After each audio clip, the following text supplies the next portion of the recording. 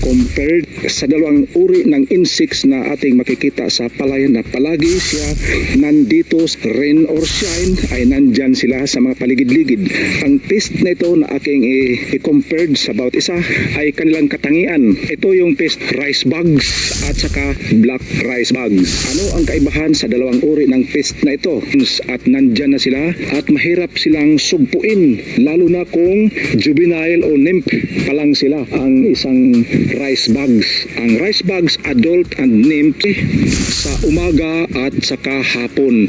Kasi yan ang kanilang oras na sila ay active sila, yung juvenile o nymph at saka adult ay kusa siyang aakyat at doon siya naki-refuge muna doon sa itaas ng iyong palay. Lumalabas ang rice black bugs panahon sa tag-ulan.